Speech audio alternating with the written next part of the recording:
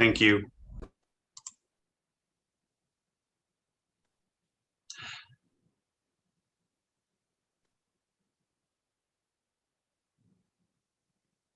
Hi, everybody. Welcome to tonight's Film Studies Online discussion of Network, a wonderful movie that, as Paul and I were just saying, seems to get just a little bit more prescient and relevant every time we see it. We are joined tonight by Paul Wright from Cabrini University. Paul, how are you? Good, how are you? Fine, thank you. And thank you for suggesting this film for a discussion and for your insightful introduction. This is a movie I'm always very happy to discuss, and I'm very glad we're doing it tonight. Just a bit of a reminder, because it's been a month since we've done this, please keep your audio on mute unless you're asking a question or making a comment. Our moderators will let you talk and then let you mute once things are underway. But stay muted until and unless I call on you, please. And I will know to call on you because hopefully you will use the raise hand function, like you might see on the list of participants. See the David Glossman right there, he's got his little hand up. If you want to make a comment or ask a question, please do that. Also, we have the chat going tonight, and our colleague Jill is monitoring that. Please stop in there, introduce yourself, respond to a response, or get a whole other discussion going if you don't like the thread that Paul and I are on at the moment. We'll check in with that and bring back to the main discussion anything that sort of bubbles up. So we look forward to a great discussion tonight. I can't believe I only see one hand raised so far, but I'm sure with this movie that won't last for long.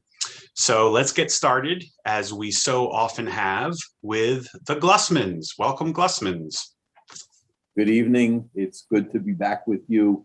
This hiatus has really thrown our schedule off, Andrew. We haven't gotten to see you every week, and we feel like this is like a reunion now of our friends. We missed you, Andrew. Well, I appreciate that, but I think you were traveling for the last one, right? So it's been a long time for you. I can't remember now. I thought we missed one before, but maybe you're right. We did get to the theater, and we got to see Jacob and meet him in person. And we were looking all over for you, but that was not your night to be there.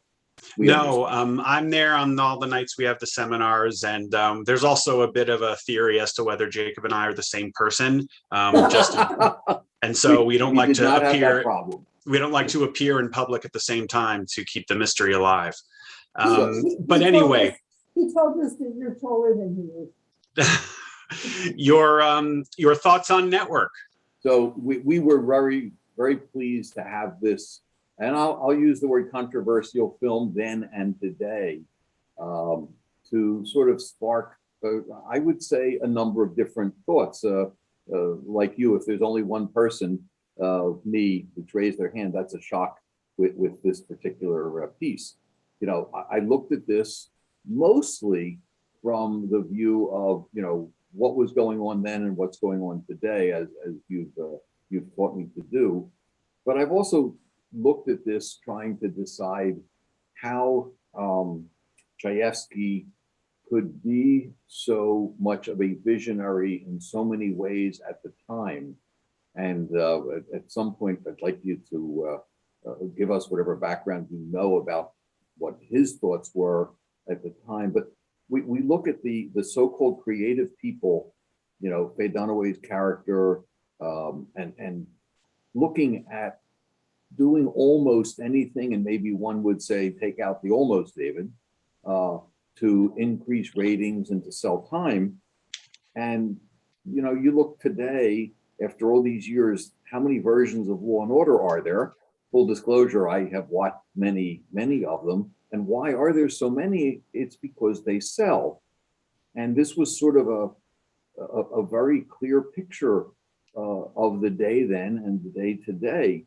You spawn things from those days like Jerry Springer and Howard Stern, whether you like these people or not on the TV and radio, World Wrestling Federation, kinds of things.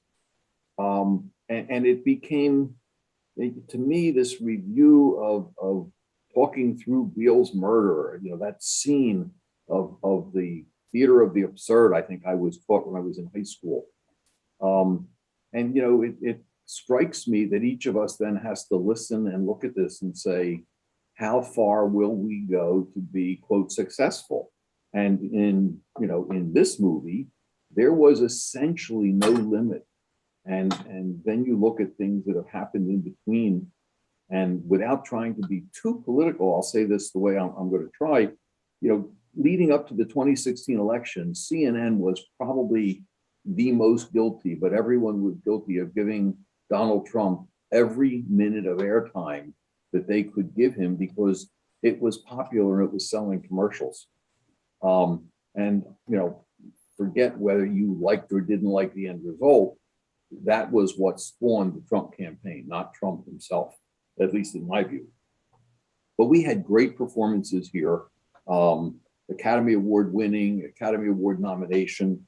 And I'll end this with saying it's hard to believe that I was feeling sorry for Max when he was in bed with Diana, in bed with this younger, gorgeous, sexy woman, and she's spouting everything about her success that day in ratings.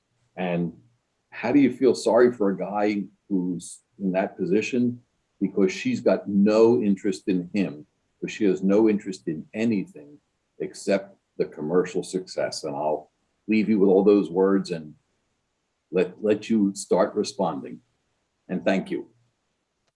Well, thank you for all those thoughts and giving us a lot that we can sort of chew on and pick to respond to. I will just say that something that I've known every time I've seen this movie, but one of the things didn't really dawn on me until today, is how this movie is made by not one, but two key actors. And by actors, I mean people involved with early live television.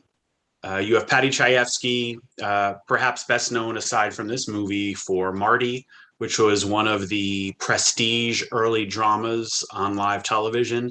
You have Sidney Lumet, who began his career and up until his debut with 12 Angry Men was a live television director of those dramas, though he didn't direct that one.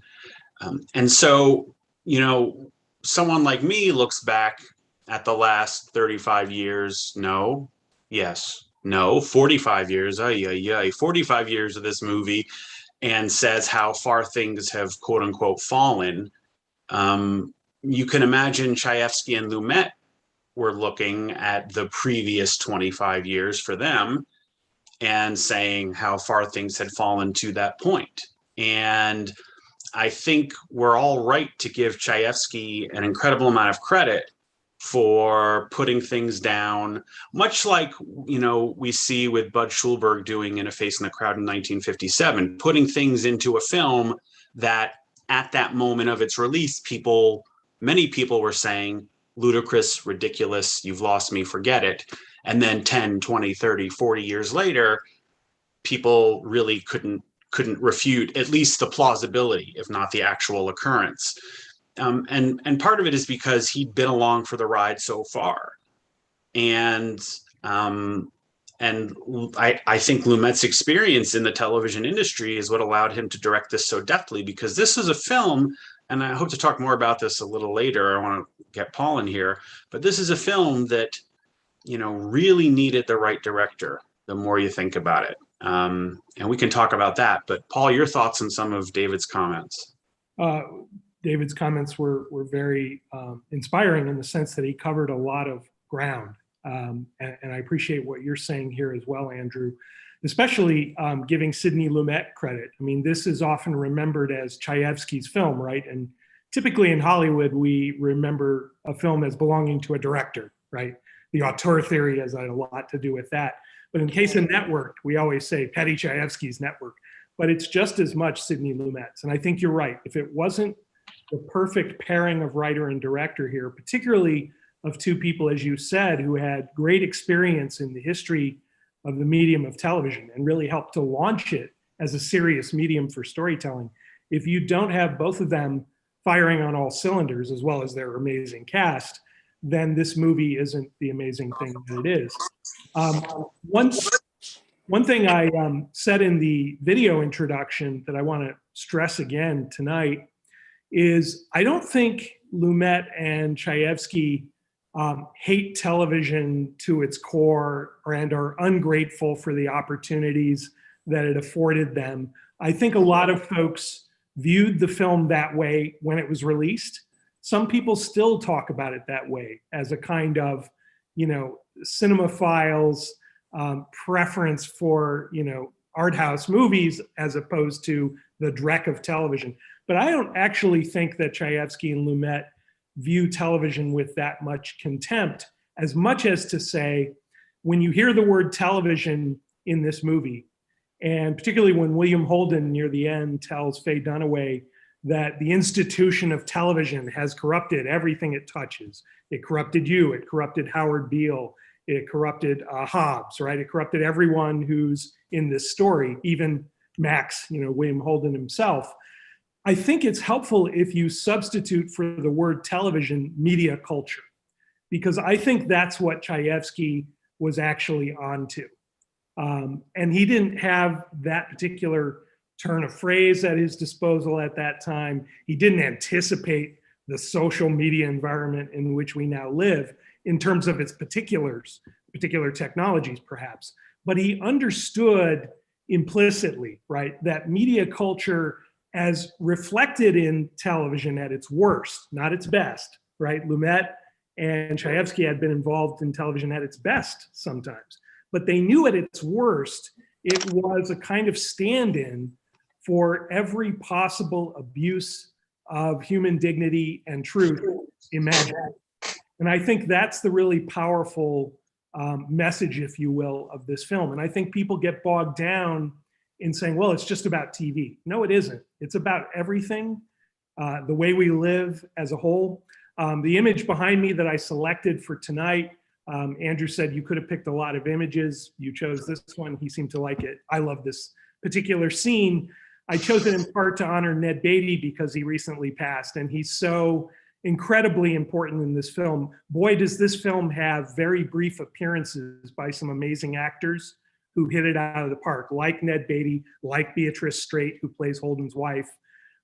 So in this case, that scene with Beatty where Arthur Jensen preaches his evangel, preaches his gospel of corporate capitalism, and I would say corporate feudalism to Howard Beale, that I think is the real heart of the messaging of this movie. It's about the economic reality in which we all live in an increasingly global society. And so in that respect, to say it's a movie just about TV is kind of to miss the forest for the trees. Yeah, and I think there's something else interesting, and it's represented in the scene you've chosen you just spoke about and that you've chosen for your image. And one of my biggest pet peeves is when a movie has a character tell you what it's about. When, for me, the example is one of those Tobey Maguire Spider-Man movies where Tobey Maguire's, sad and he's going to stop being Spider-Man. And Aunt May says, we all need heroes. Heroes show us the best of us, and blah, blah, and like basically says why there are superheroes in culture and literally just says that to everybody. And I hate that, because if you're making a movie and you're any good at it, whether you're writing it or directing it or acting in it or whatever, you don't need to come out and directly state the premise or ideology or whatever of the movie. This movie is an interesting exception to that rule, I think, because this movie is about what Ned Beatty is saying in that scene. And this movie is about what Howard Beale is saying during some of his most involved rants. But the movie isn't telling us that's what the movie's about, right? The movie's telling us it's about television and the television business. And so we're focused on that. But really what the movie is about is what those characters are saying. We're not sure they believe it. We don't believe it. We're not sure that people within the movie believe it, at least not entirely. And there's an extent to which some of it is definitely self-serving and even in some ways self-contradictory. But that sort of, quasi end times view of late capitalism is really what this movie is most concerned about. As Paul was saying, they chose television because they knew television, and let's be honest, it gave them plenty of fodder to choose from. But they're not really making this. I don't think Chayefsky's writing this story, and I don't think Lumet's making this movie because they think television is unsavable, is the death of society. I think they think it's a symptom, and it's the symptom they knew, and they knew best, and that's why they chose to tell their story set in that world. But that's not really what the movie is about. And so I too agree with Paul that the notion that these are two people who television did well by them, and now they're sort of spitting all over it.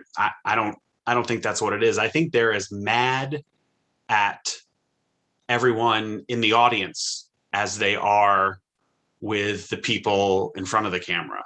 And I think that's the movie tells us that, except it sort of suggests that we shouldn't, we should take that with a grain of salt, but it is telling us what it's about, I think, in one of the rare instances where I don't find that nauseating. Andrew, just to build on what you're saying, because I agree with you 100% here, the scene in question, right, the one behind me in the image, it's such a crucial scene. I think the encounter, the dialogue, the debate, if you will, although it's really a monologue that Beale is hearing, but there's still a clash of ideas there. And that clash between Ned Beatty and Peter Finch is the essence of the film.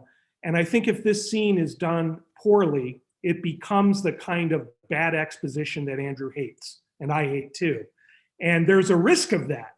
When that scene happens, you wonder if this is where the movie's going to get preached to you in a dangerous and kind of counterproductive way. But what I love about the scene, and this is a testament to Ned Beatty's performance as well as Chayefsky's writing and Lumet's direction, what I love about the scene is Jensen, Beatty's CEO, right? He rails, he launches into his own kind of messianic speech, Howard Beale-esque speech. And then he brings it down a notch. This is what I love in the speech. He says, "Am I getting through to you? Are you understanding me, Mr. Beale?" And you have this sense that everything here is very self-conscious, that it's an act of salesmanship.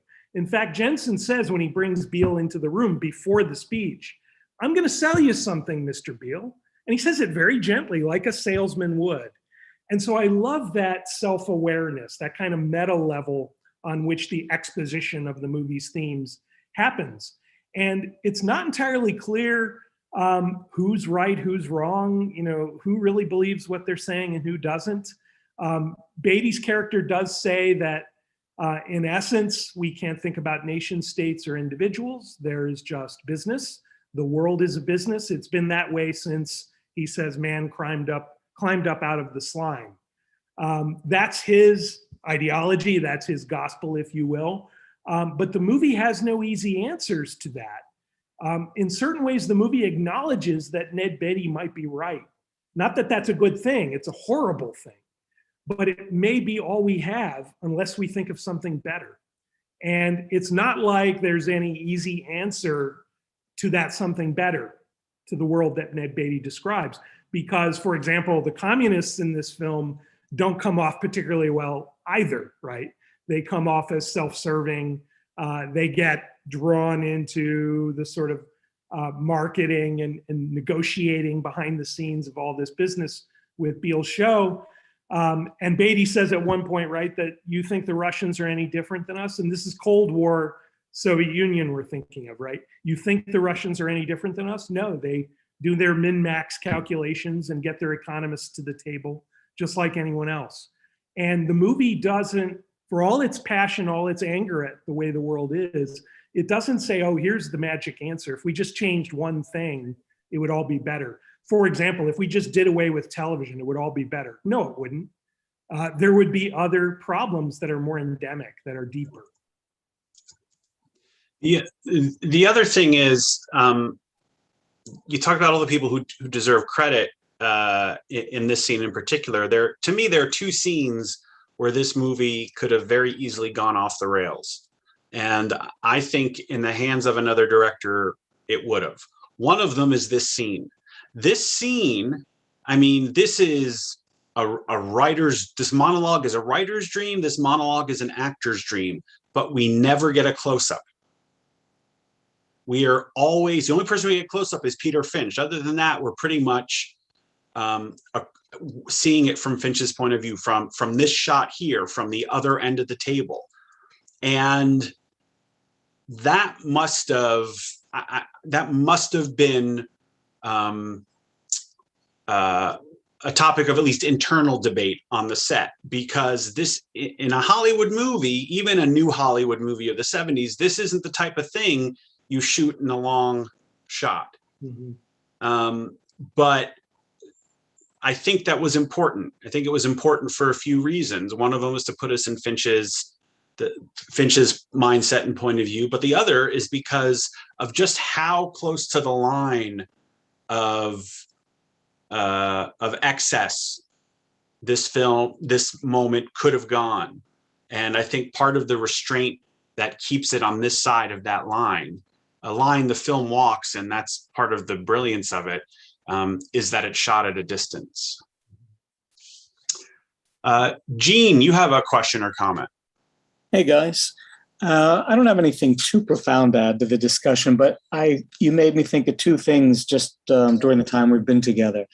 And the first was, you mentioned how important it was to have the right director for this, and I read that that Lumet was firm with Faye Dunaway about keeping her character unsympathetic and not letting any room for for likability, I guess, which was just the perfect move, because it would have just dropped the impact of the core of one of the cores of the film.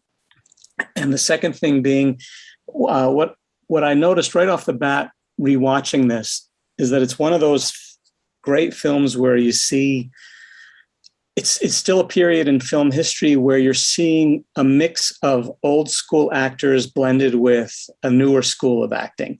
And when I saw that very first scene with the two of them drunk on the street, I recognized the old school performance, even though, great, and I have nothing to, it's not a negative, but it was there and it was so evident and entertaining. But then you mix them in with all the younger actors in the newsroom, and you see the blend of the styles. So I don't know if you have anything to add about maybe some of the dynamics between the actors and directors, or the actors and the actors, or anything about that crossover period. I think that was a great point you made about the generational divide potentially among these actors, that at least in the final product, it's also seamless, right? These performances all belong in the same movie. But I agree with you, Gene, particularly in that early scene when Finch and Holden's characters are getting drunk together, right? The very beginning, there is a certain kind of, old school Hollywood vibe to the way they interact.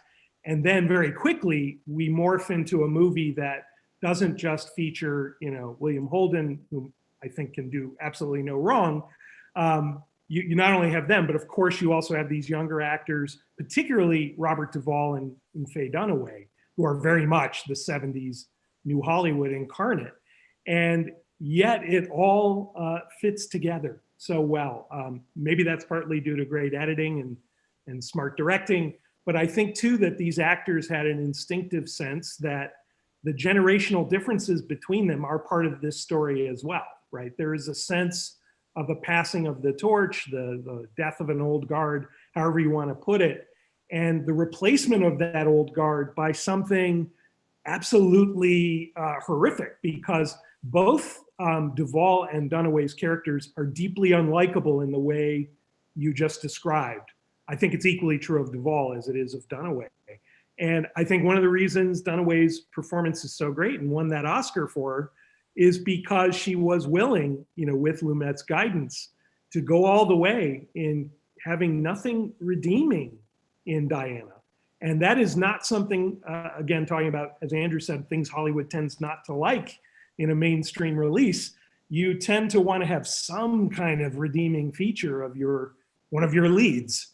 And this film is not afraid to say, no, these are humanoids of a sort.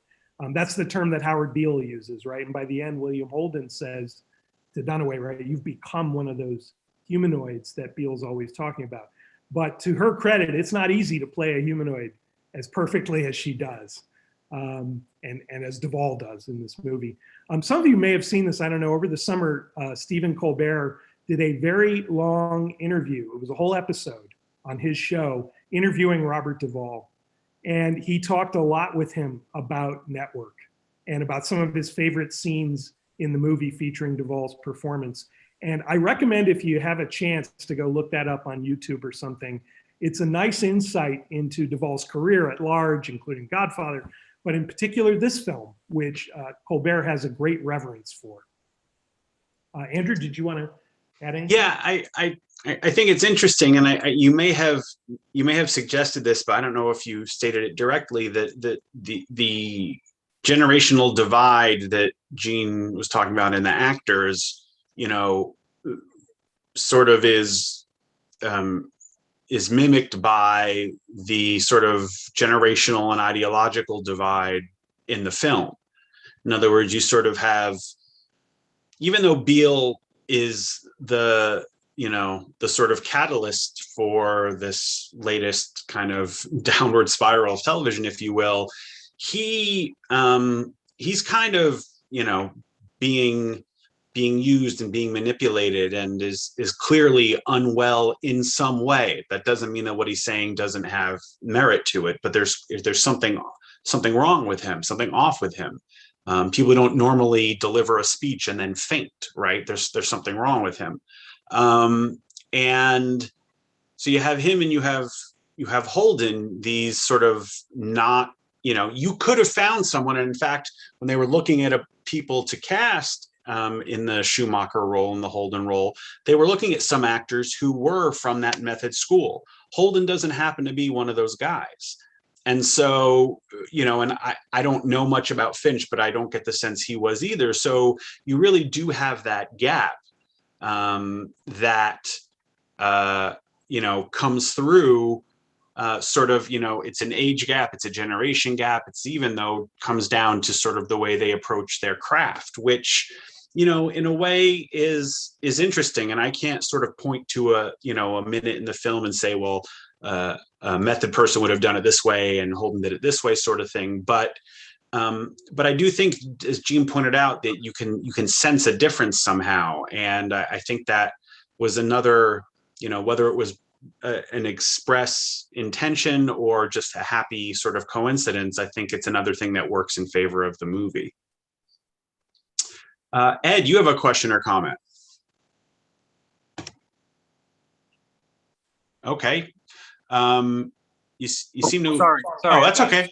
Go ahead. I wanted to ask, because you mentioned about Faye Dunaway winning the Oscar. Two comments. One, can you talk about her character's lack of humanity, for lack of a better term, where that might have come from? Because I got that, but I was trying to figure in her background, I didn't really recall enough backstory to explain that. That was one point I had. And then the other one was this was the year that I no longer believed in the Academy Awards, because Rocky beat out Network for Best Picture. And I never forgave the Academy for that. And Taxi Driver. Which was another good option, right? But not Rocky over those two. I just don't, I didn't buy it. I never forgave the Academy for that, but that's me. So on Dunaway, on her character, I like your question. I think the answer is a smart choice on the part of the writer, the director, the performer above all. You might have had a different film that may have portrayed the Dunaway character as heartless and ultimately inaccessible as a human being. But it probably, this other film, right, the alternate version of Network, we wouldn't like and wouldn't be talking about today, right? In that alternate version of the film, we might have gotten a moment where we get this lovely little backstory for her, and we find out, that she had a lonely childhood, or there was abuse in her family, or any number of scenarios, right, that could have been spun out in order to explain how she got to be this person, which I think is the essence of your question. But what I love about the movie and the performance is you never get that. And in fact, all we know about her, I think, is correctly summed up by Holden at the end, or near the end, when he says that all she knows about life, she learned through TV. All she learned and knows about life, she learned from Bugs Bunny, he says. And in that regard, she's no different than an entire generation of people raised on that media culture that I was talking about earlier. In this sense, she's not exceptional. She's just exceptionally ambitious, exceptionally driven, perhaps exceptionally talented in getting her way and moving up the corporate ladder, much like the Duvall character. But other than that, she's all of us. And that's the scary premise behind that character. There's no magic, tragic story behind her that accounts for why she became this soulless person. I was reminded just now when we were talking about the difference in generations of actors here and style of acting. Another great movie featuring William Holden that we're going to be talking about at BMFI online, I believe, Sunset Boulevard. Right. Remember that iconic moment when I think it's Swanson's character, Norma Desmond, says, we were able to do without sound because we had faces then, right? Well, the actors in question here, the Holden and Finch characters, they could retort, we had souls then. We knew how to play soulful characters, even flawed characters, but they'd be soulful. And Duvall and Dunaway are great soulful actors. I'm not saying they have no souls as people, but they are playing soulless characters. And that distinction, I think, is really important. And the film does not give you any easy answer for why Dunaway or Duvall are the way they are. And that's scarier than if there was some interesting backstory. Okay, and I'm glad you pointed out Duvall, but also your point about Holden, there's some definite parallels, which I hadn't thought of, in his role in Sunset Boulevard and in Network, and I'm glad you pointed that out, because the more I think about it, the more I see your point there. I'm a huge William Holden fan. I know Andrew is too. How can you not be? He was terrific. Love him. But all right, so the concern I had, and I'm glad you said the same thing was written about Duvall, where there's really no backstory to justify, or not to justify, but to kind of fill in the blanks for how they got that way. But the concern was, I was looking at it that, well, gee, it was the 70s. They didn't write women characters that deeply in male-dominated movies, and that was my concern, that looking at it, with 2021 eyes, looking back at a movie from the 70s, but it wasn't just him, it was Duvall as well. And your point about her character was probably better that way because they didn't include it. You may be right. So there you go. The worst thing this movie could have done, both to undermine its message, to undermine the character, and frankly, to undermine the advancement of depictions of women in American film, would have been to give her some issue when she was a child or she was in college or whatever, because inevitably it would have involved a man doing something to her, or not doing something with her, or something that people could have said that this is a character just like those characters in the melodramas of the 40s and 50s where she's damaged and that's why she's this way. And this movie, clearly avoids that. There are people in this world, maybe those people who are like that gravitate to television, but it can be a man or it can be a woman, and you can be devoid of a soul without any, unfortunately, in this day and age of the media culture that they're being critical of, you can be devoid of or lose your soul, whether you're male or female or whatever. And I think it would have undermined everything. She just sort of says, she doesn't even, the other great thing about it is she doesn't even really think it's a problem, right? She just sort of, I've been this way. This is how I am. You know what? That person's tall, that person's overweight, that person's skinny, that person has red hair, and I don't have emotional involvements. And, she talks about it, and she talks about some very, she talks about some things in one of their early conversations, maybe it's their first one, that would have been like a definingly traumatic event in many people's lives. Like, I slept with my therapist and he said I was, yeah. I'm sorry? Going through a divorce, for example, or the therapist thing. Yeah. Right. And any one of those could have been in another movie would have been a defining characteristic that said, this is why this person is wounded in this way. But in this movie, it's just sort of things on her, like, it's just sort of part of her history. And let's just dispense with that and mention it because we're talking about our past. So let's just get through it. And, I had eggs for breakfast. I slept with my therapist. That sort of thing. And change the channel, right? That's it. Right. Yeah. Change the channel and move on. And, I think it's really refreshing because, we don't really think twice about that when it's a male character.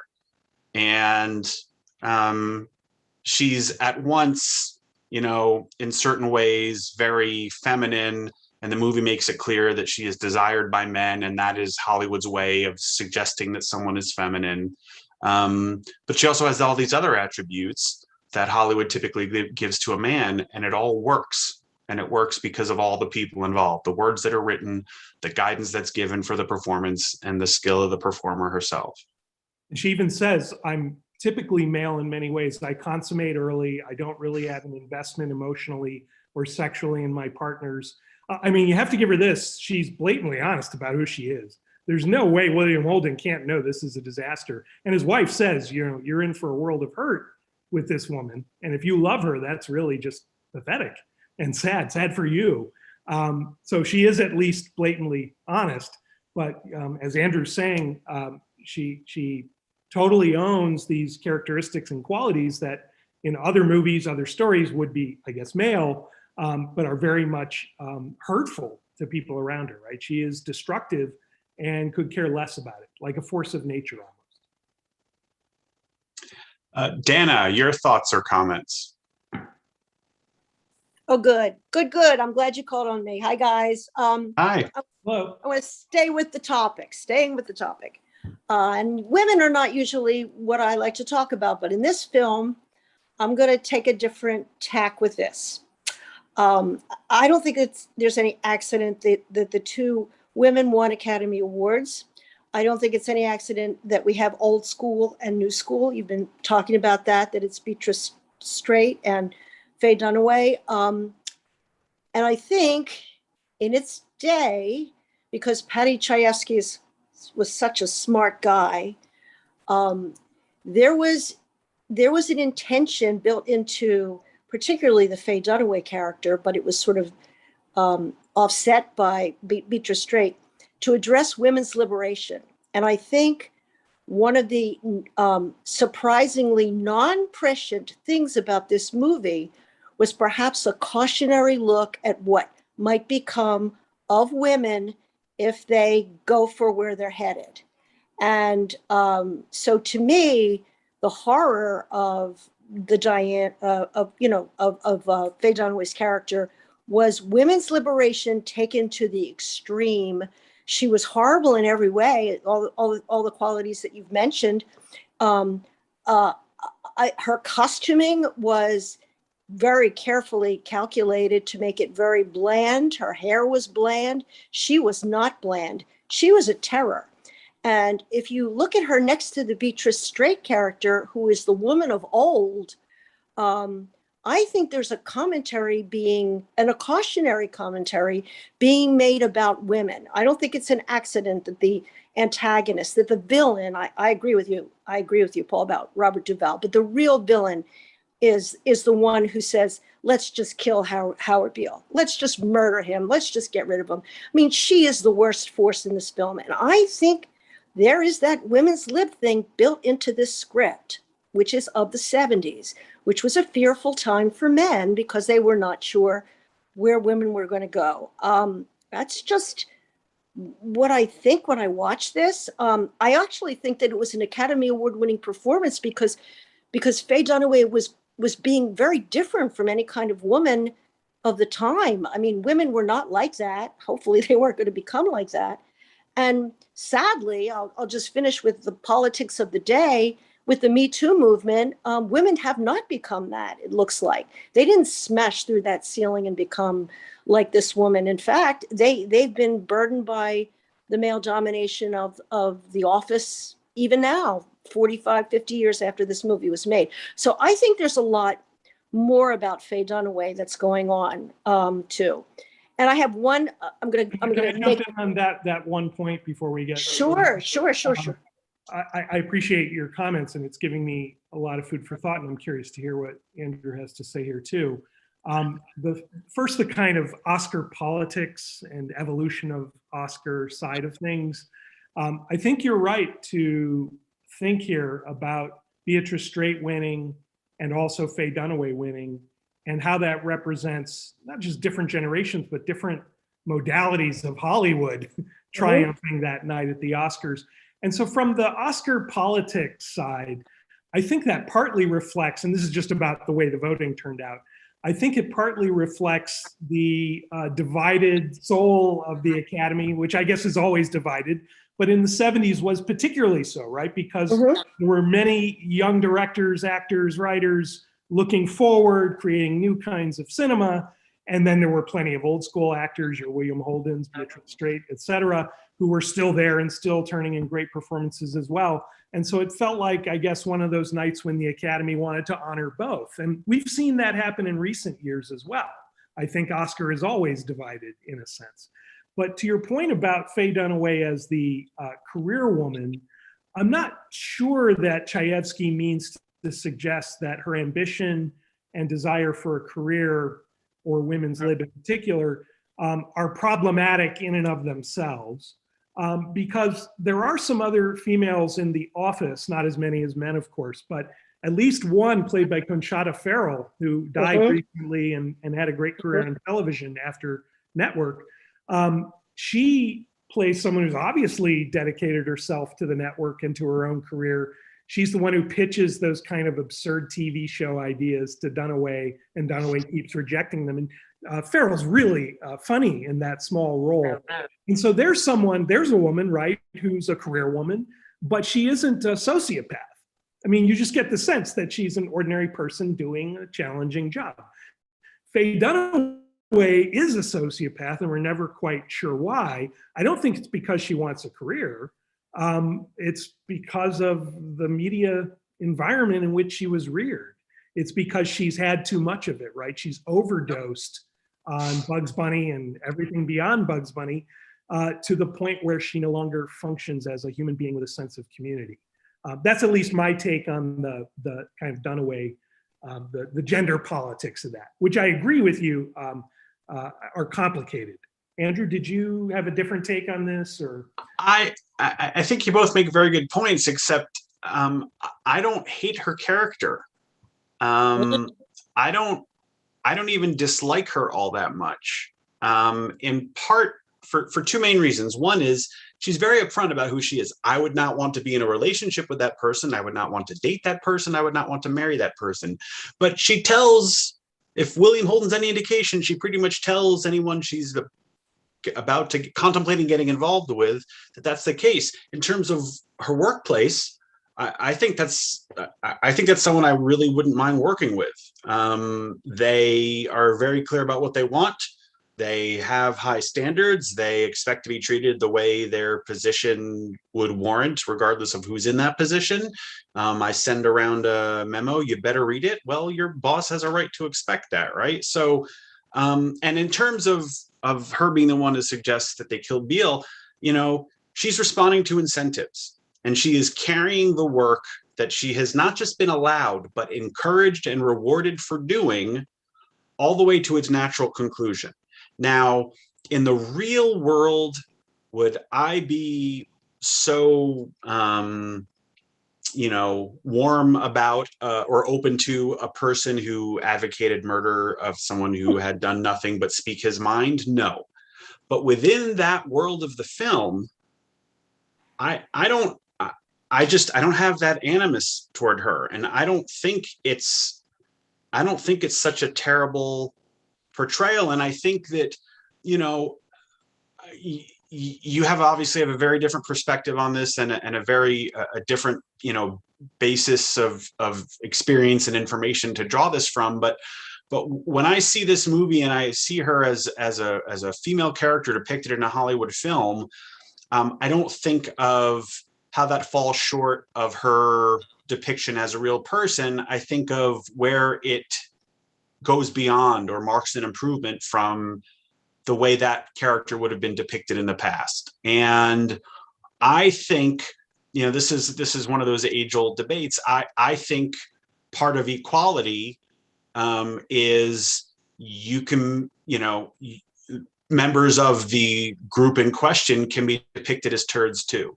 And once they can be shown to be as terrible as anybody else, that can't be the only way they're shown, right? That's the trick, right? That can't be the only way we ever see that type of character or someone from that background or identity. That can't be the case. But once we get past that, there's more than one type of depiction, then all bets are off. And why should the white man be the only conniving, backstabbing professional success in the film? In there, Andrew. Yeah, and I agree with where you're coming from. I think it's a beautiful thing about her performance, and probably why she won the Oscar, that she is a destructive force of nature, as I said, in her own way, but she's brutally honest about who she is and what she represents. And I don't hate her either. I hear you on that. I kind of dread her. I don't know that I would trust her, but I don't despise her. And I think there's something to be said for that performance that pulls that off. And there's a great scene near the end where Holden leaves her and she leaves him. They're mutually ending the relationship, where Holden says that I believe in all these old-fashioned things like regret and guilt. I have a conscience. And most other movies, he would have just walked out the door and that would have been that. And he would have kind of won that argument, right? Because he's William Holden. But he doesn't do that. If you remember, he leans in and gives her the most tender of kisses and says, the other thing that I understand that I think you don't, Diana, is love. And he kisses her with love. He makes it clear that even though she's incapable of loving him, and maybe incapable of loving anyone, he still can own that he loves her. And so while it's a horrible breakup in so many ways, it's also tender in the sense that he recognizes there are some things about her that might be lovable. And it's a shame that it can't work between them for a million reasons. And just one clarification, because I watched it today and I think I'm right about this. It's actually Robert Duvall who suggests killing Beale first. He says it in a way that's so over the top and he doesn't really mean it.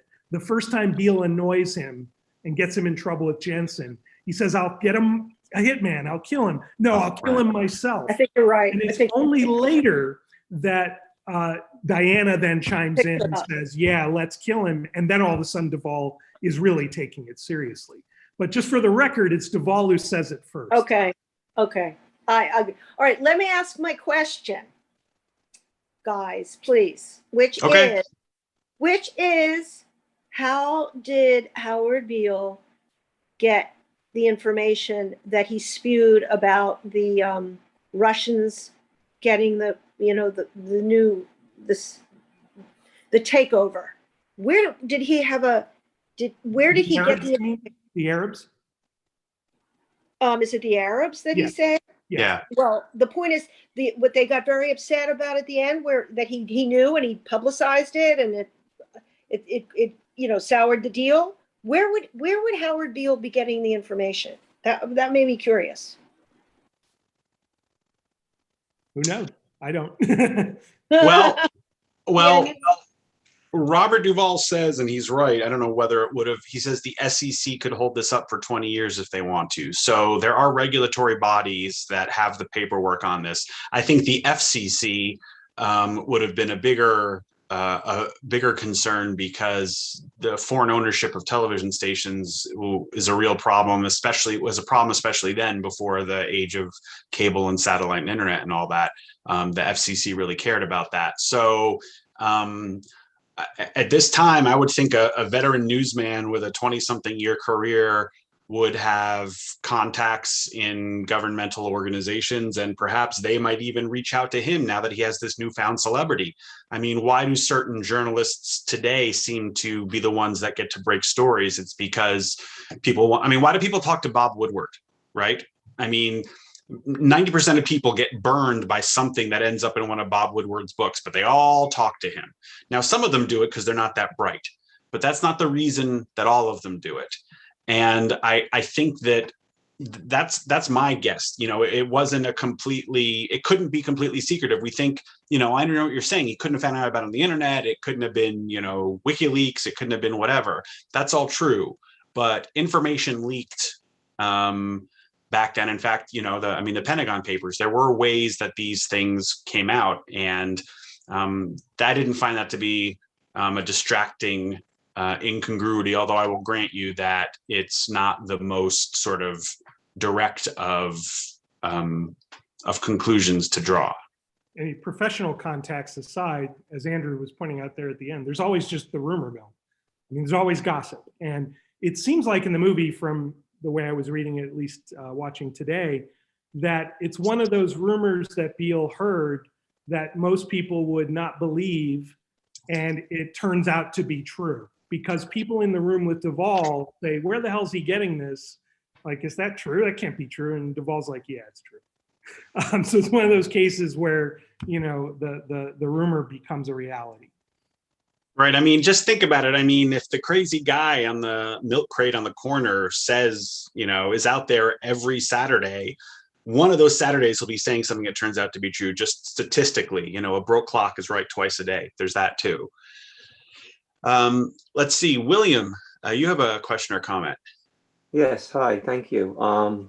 This is definitely one of my favorite movies, definitely of the 70s. So I have a question, an odd question, I guess, but let me preface it first by saying lately I've been like starting to explore more movies of the 70s, you know, noteworthy ones, Oscar nominated, critically acclaimed ones, memorable ones, in the hopes of trying to get a sense of what made up 70 movies and their themes, you know. So a question I have to both of you is, do you feel this film fits that category? That is, of being a good representation of that decade? You know, where one would say, yeah, that's a 70s film. If so, what makes it a 70s film? And, or if not, then why do you think that? My initial thought was that it ties into the distrust that arose in the 70s, especially from things like Watergate or Vietnam War. I mean, in fact, we hear Howard Beale say, you know, I'm as mad as hell. I'm not going to take it anymore. So that's my take, but I just wanted to find out what you thought. So thank you for taking my question. Yeah, Paul, do you want to go first? I mean, I have some thoughts. Just giving the gut reaction, my instinctive answer is definitely, I view it as a kind of quintessential film of this period. Mainly for the reasons you were already getting at, you know, the anxiety about not just America's standing in the world and Vietnam and all that, and the aftermath of all of that, but also this increasing distrust in, lack of faith in our institutions, right? The sense that the democratic system was fraying and falling apart, which is something people are worried about right now.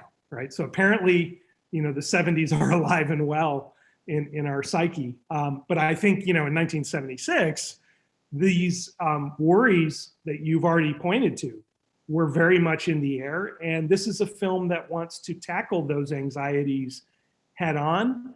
And in particular, tackle them in a way that is not just an eagle eye view of it all. And there are plenty of, you know, eagle eye views on the state of the world, the state of American democracy. There's plenty high-level thinking in this movie, but it's a movie that's equally interested in how ordinary people experience all of this, which is why that iconic scene with everyone opening the window and yelling out, "I'm mad as hell, I'm not going to take it anymore."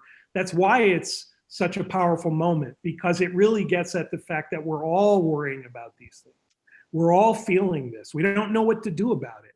And this movie is going to treat that anxiety honestly and I think in a certain way admirably, at least in an artistic sense, but it's also not going to give you any easy antidote to all that, because obviously just opening the window and yelling out the window isn't going to change anything either.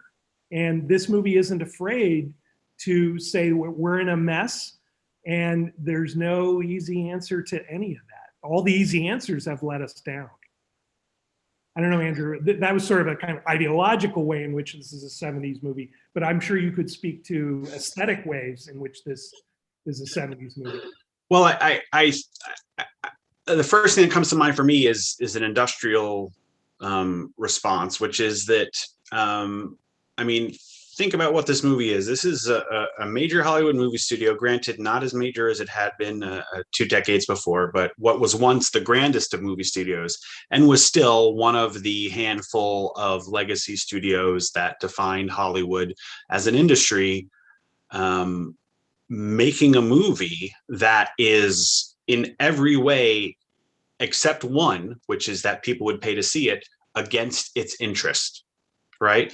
This is a movie about the evils of media conglomeration at a time when MGM was going to be one of the next dominoes to fall in that conglomeration that went through the industry over the course of the late 60s and into the 70s. You have most of the studios get gobbled up, if not by an investor, which is what had happened to MGM in 1969 with Kurt Kerkorian, then by a company that had no previous experience in or interest in the movie business. Warner Brothers gets bought by Kinney, which made its money in parking lots. United Artists gets bought by Transamerica, which is an insurance company. Right. So, and MGM at this time they've really fallen on hard times. They're selling off their backlot. They are looking for a suitor or a corporate suitor or a merger partner. And they're making a movie that is saying basically there's two big bads in this movie, not characters, but entities. One is, conglomerates, international conglomerates or mega conglomerates with tentacles in a host of fields, and they're in an industry that is welcoming them, if not with open arms, then with at least some hope. The other thing they're saying is television is the problem, and MGM, like all the other studios, has been making a significant amount of its revenue in television for, at that point, the last 15 to 20 years. So if you say to me, what makes this a 70s movie? I like to think about the 1970s, New Hollywood, the late 60s into the 70s is the time when they let the lunatics run the asylum. I don't think you are I don't think you're crazy to hand the keys over under normal circumstances to Patty Chayefsky or Sidney Lumet. Those are two talents that any studio would have been happy to have in the 50s, 60s, 70s, or 80s. But the content of this particular film is shocking if you think about it, that a studio would make a movie, again, that is arguing against its own interest in every way except one, which is that people might want to see it, and so then they will make some money, which tells you something about the crass commercialization of media industries that the movie was suggesting. The movie itself is emblematic of it, because they should have no interest in anyone being warned about the horrors of media culture or the evils of conglomerates, but they're willing to put that out there because they think they do make money at the box office. Now, that's what the movie business is for, and I think it's great that they didn't let that stop them. But to me, that's what says this is the 70s, because it's an admission against their own interest. Very interesting. So do you throw other movies from the 70s? Would you put them in a similar boat like this one? What would be some other movies that you'd say are, in that theme? Well, I think there are a lot of movies where corporations are the problem, or where the line between corporation and government can't be determined. Parallax View comes to mind. Yes. I mean, what is, so I think about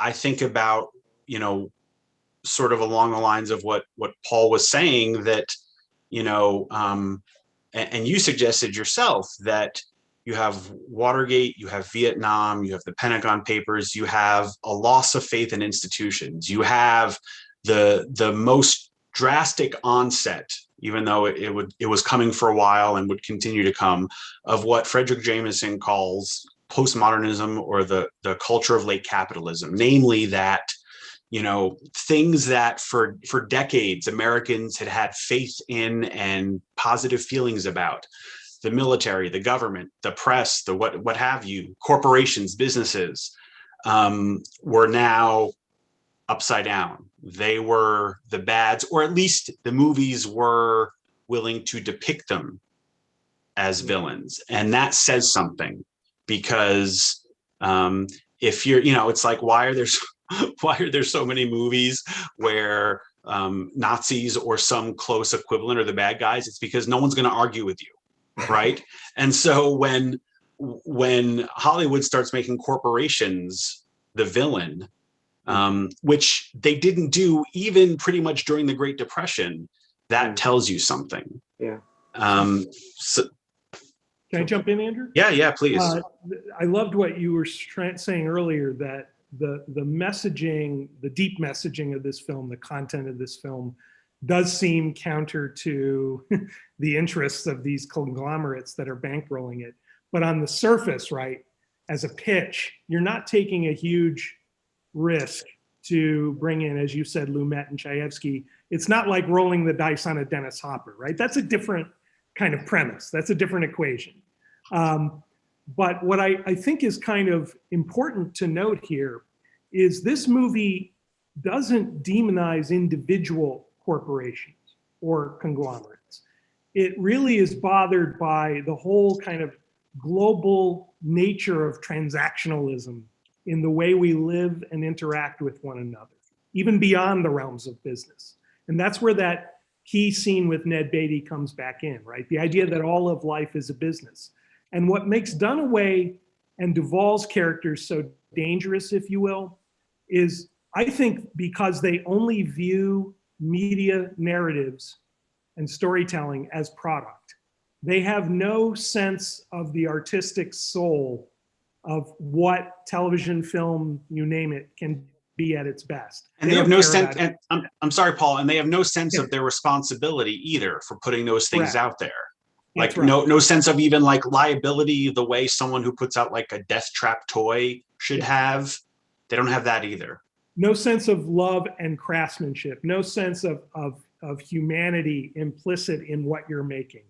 And in a way, you could say Chayefsky and Lumet are being a little bit nostalgic, perhaps, for something that never was, right? Because Hollywood has always been an industry, and while there's been passion behind the storytelling in classic Hollywood cinema, it was also always a business, and people were very much focused on their bottom line. So the idea that once upon a time we told stories and we cared, and now we don't care anymore and everything is product, that's a little bit facile. But I do think there's an important point there, right? That at least we ought to care. We ought to care about what it is that we make. We ought to care about the stories we tell. We ought to care about our relationship to the truth.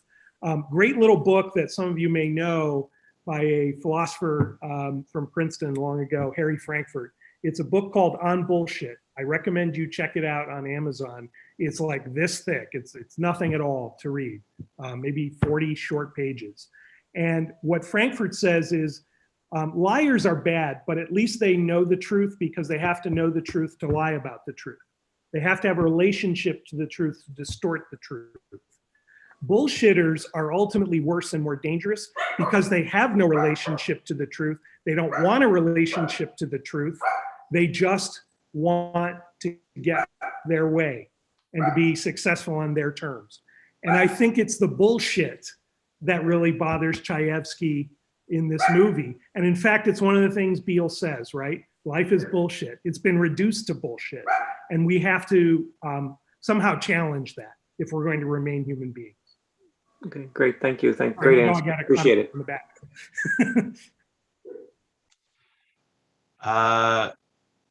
let's see.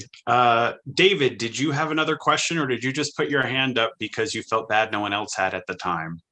I was giving some thought early on to whether or not I was going to do that, but no, I was inspired by JD's comment on the chat to a certain extent. It reminded me that, we talk about, being on the cutting edge of things, and that's almost always considered to be a positive attribute. But in this film, we're shown two cutting edges.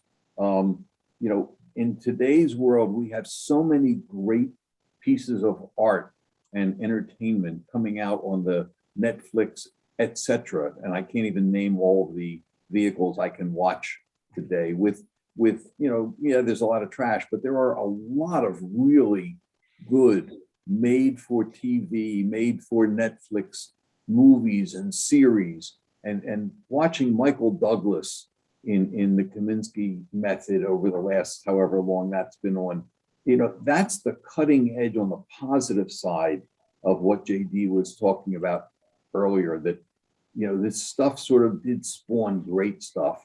And the other cutting edge, if you will, was, where we talked earlier, it cut to the things like Fox and MSNBC on their relative, no matter what your political view is, they're each relative extremism to capture, their audience. And that's sort of a lot of what this movie was warning us about, perhaps proselytizing, which reminds me, one of the callers had as his background the scene of Peter Finch in front of the stained glass window. And of course, I don't know whether the televangelist learned from this movie or this was the early of televangelism, but boy, was that a great combination scene of the news piece and the rise of that type of television. So those were the thoughts that I was inspired to raise my hand, not just feeling sorry for you at the beginning that you only had one. Well, thanks very much, David. Paul, did you have any thoughts on what David raised? Well, he's helping me to formulate a question that I don't really know the answer to. The spirit of this film with respect to religion per se is interesting, right? Because near the end, when they're trying to replace Beale and they're not yet ready to have him murdered, right? They just want to get rid of him and replace him. They are looking at one person that another network's interested in, and he's this old school classic fire and brimstone preacher who has very specific religious content. Whereas Beale is not exactly religious, right? I mean, he even at one point says, God is probably an illusion. God is part of the bullshit. And so I'm not here to sell you God. I'm selling you something else, which is my rage. And if there is a gospel that Beale is made to care about, it's Jensen's gospel, right, of global capitalism, or late capitalism, as Andrew was describing. The film's attitude towards the religious proselytizer is rather dismissive. It's like, that's never going to sell. Nobody's going to buy that, right? People don't want religion per se. They want religious fervor, but not religion per se. And I think in that way, the film might have underestimated the power and the allure of religious content in the televangelism that you're describing in your remarks. Perhaps Chayefsky underestimated the degree to which religion would be the vehicle for a lot of things, including capitalism, including all sorts of things, for better and or worse. And this film doesn't seem particularly invested in the content of religion. And perhaps in that way, it missed out on something that is very much a part of our cultural landscape right now. Or was Chayefsky right on?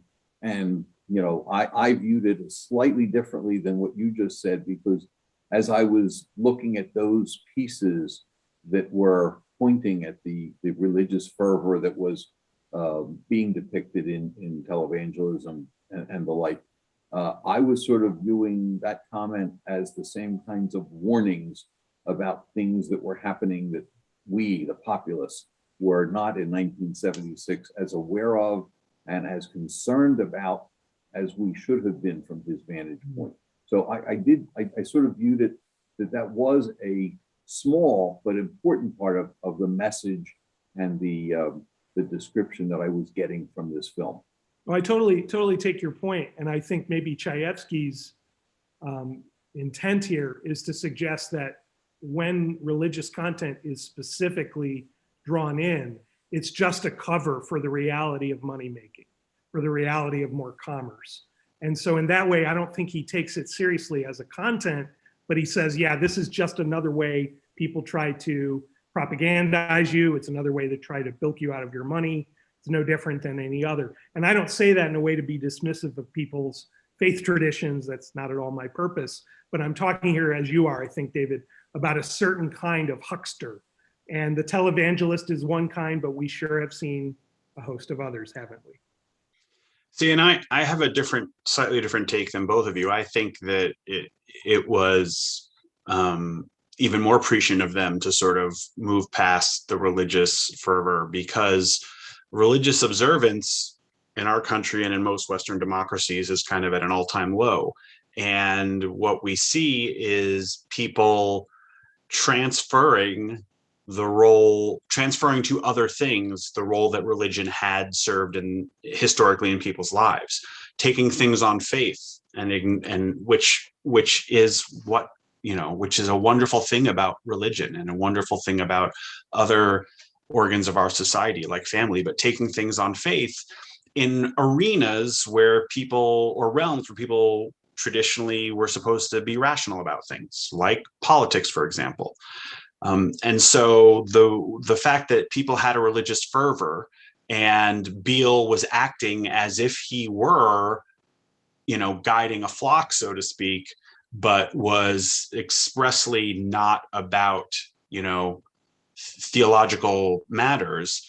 To me, that's the world we've been living in since sometime in the 90s, when the umpteenth televangelist was found to be a complete hypocrite and people stopped really listening to them with any in any truly enormous numbers. I think those hucksters have always been in other areas, and I think the difference now is that people are bringing that willingness to throw reason to the wind to things that where it was admirable and beneficial to do that, and is beneficial to do that about certain things. They're bringing that sort of blind faith to arenas where that's really probably not the best way to proceed. Andrew, can I take that from the other side of the looking glass, as it were, if only to, because I think I agree with you, but only to raise one, I guess, criticism I have of the film, and maybe I don't ultimately, because I love this film so much, but the one aspect of the film that bothers me a little is the notion of consumers of media and consumers of the products of hucksterism, et cetera, as passive recipients of other people's will, who will just believe whatever they're told to believe. The way the audience is portrayed on the Beale show, for example. There's a lot of responsibility leveled in this movie by the writer and director at the industry and at the storytellers and at the reporters and the whole media industrial complex, right? But there isn't much blame assigned to the consumers. The assumption is that they will get this stuff and they will be charmed into buying it, and they'll just accept it. And I don't think that fully honors the agency of media consumers, because for all the ways in which I agree with the critiques of this film, nevertheless, here's a group of people on Zoom tonight who also grew up watching way too much television, at least I did, watched way too many movies, is a product and maybe to some degree a victim of media culture. And yet, I think everyone in this room is a thoughtful person who isn't just buying everything they're told all the time. And therefore, we play a role in the making of meaning as well. And in this one respect, I don't think network really buys that. I think it assumes that what we're fed will eat. And I don't know that that's entirely accurate or entirely fair, because obviously some of us do still use our brains after all those hours in front of screens. But it's not enough of us. Not right? enough. I agree with that. Yeah. And I mean, how many things, how many things are there on television that not only do you not watch, but you can't imagine who does? And I think that any criticism of a consumer-based or populist-based endeavor is going to end up in some way criticizing the people. It just has to, and frankly, that's because of the business model, right? I think that what David was saying about the sort of, this extension of the sort of second golden age of television, I as you might put it, Paul, I know that you've done a lot of great courses for us on the sort of I love TV, obviously. right. But for all the Stranger Things or whatever people think is Queen's Gambit, whatever people's version of prestige dramas of today are, those same entities are putting out dating shows where people dress up like stuffed animals and all sorts of things like that. And I think sometimes, because we live where we live and we do what we do and we talk to who we talk to and we read what we read, we think that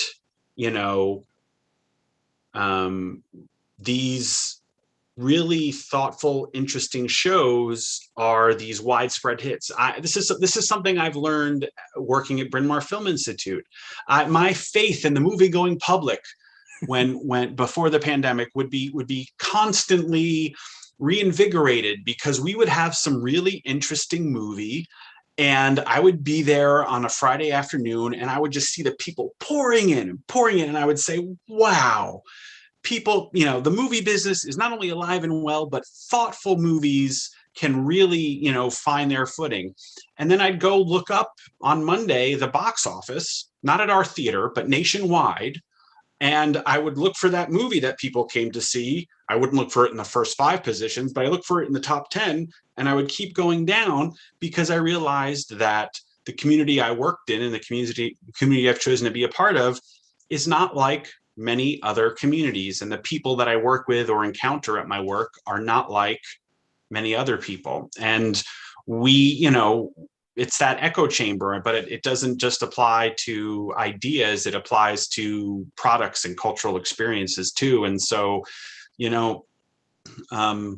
I think that you can overestimate the lowest common denominator, or underestimate the lowest common denominator, but I also think you can overestimate it. Yeah, I think that's right. And I take your point very seriously about the degree to which we're part of self-selecting communities of engagement, right? And to whatever degree we're pleased with how our community responds to artistic productions and which ones they embrace and which ones they don't bother with.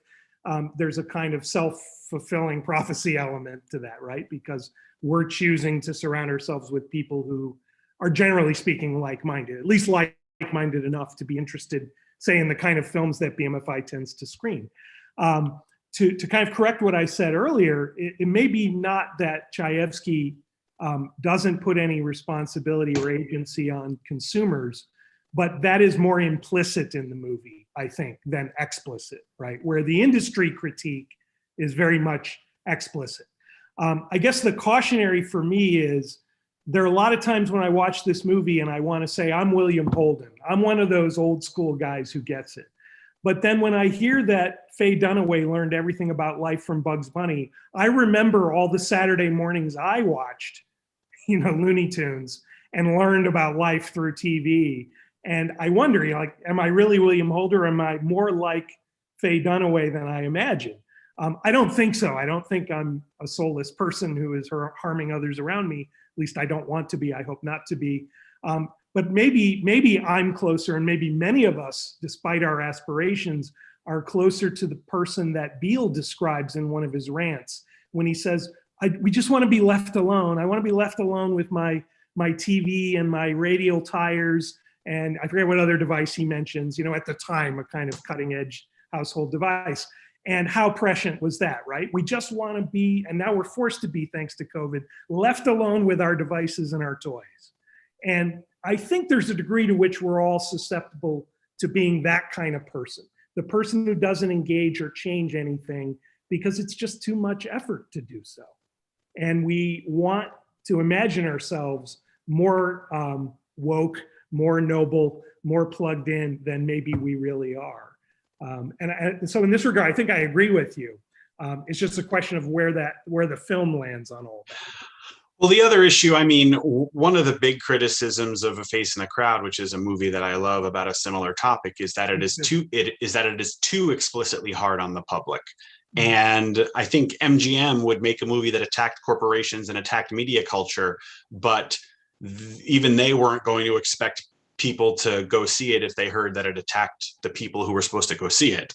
So that could have been a little bit of, I mean, it's not really fair, right? I mean, if we had Patty Chayefsky and Sidney Lumet picking on, you know, Joe and Jane Public, that's not nearly as noble a pursuit as picking on the media culture and the conglomerates that were starting to be behind it at the time. So I think that's part of it too. But you're right. I mean, these things don't happen. These things don't work. Diana Christensen's programs don't stay on the air unless people are tuning in. And whenever we think about, you know, criticisms we have of the movies that are made or the TV shows that are out there or the streaming offerings, you know, maybe, you know, none of us thinks it's us, and maybe it's not us as individuals, but it is people. Yeah, you're right about Diana's market research. As horrifying as making all the decisions that they make on the basis of that is, her market research isn't wrong. It's actually correct, right? That the people's appetite is for what they are starting to air when they put out this edgier program like Beale's Show or the Mao Zedong Hour, the Terrorists, whatever. And so in that way, I think, again, the film implicitly suggests that we create a demand and the industry responds very unethically, perhaps, but it responds to the demand that comes from us. Two movies came to mind, one of which, as comparison points, one of which is, I think, a movie that could have been made in the 1970s, wasn't, but was made by a 1970s icon, and that's Quiz Show by Robert Redford. Quiz Show, I think, takes a very similar approach to Network, actually. It's very focused on the behind-the-scenes shenanigans of the quiz show, the meddling of the network and the corporate conglomerate that owns the network, and the role of people in creating the demand for something that's ultimately bogus is implicit in that movie, but it's not the focus of that movie. And I think in that way, Quiz Show and Network are of a piece. The other film that came to mind is nowhere near as good a film, but is funny and certain times insightful, and that's Mike Judge's Idiocracy. And that's on the other end of the spectrum because that one lays the blame squarely on us. We are the people, we are the consumers, we create the problem. And so I think it's a matter of where you want to fall on that spectrum, right? Of who's ultimately responsible for the mess we're in. Yeah, and I mean, one distinction is in the 1970s, television networks had, I would argue, should have felt a much greater sense of responsibility being one of 4 or 5 options for the entire country. Now people are going to find what they want to find, and they have the ability to do it. So I think that's part of the reality as well. The other thing I want to mention before we go, if anyone is still listening, except for Paul and me, who've been talking to each other for the last 25 minutes, is that the character in the film who was played by the, who was sort of the Patty Hearst type character, was played by Walter Cronkite's daughter, Kathy, who was an actor for a time in the 70s. So that's an interesting note as well. But with that, we will begin our sign off. Until next time, please check out what we have coming up. Paul's seminar on Sunset Boulevard will be occurring on site at the theater. If you come see it at the theater in October, it will be announced soon. You'll see the movie there, but it will also be available in our remote classroom, as are all these seminars. We'd love you to come to the theater and join us for the Cinema Classic seminars as we used to do in before times, as they say, but you can also join through our remote classroom if you want to stay at home for those. You won't see the movie that way, but you'll get every other aspect of the seminar, and we look forward to seeing you there. We've got a lot coming up. If you want to know what else is going on, please visit brynmarfilm.org. We're showing movies. We're doing all sorts of stuff at the theater, but we also still have a lot of online options as well, if that's what interests you. Please visit brynmarfilm.org, see what we have going on, and sign up for our emails and get the things that we're doing sent right to your inbox. Thank you so much, everyone, for joining us. Until next month, which the film selection for which will be announced in this Thursday's education email. Until next month, we look forward to seeing you. And Paul, thank you so much for joining us and for contributing to what I think was a really great discussion, especially the part at the end where you and I just talked to each other. Just Paul, kidding. Thank you again, Paul. And, Thank you. and Andrew. Thanks, everyone. Thank you all. Take care.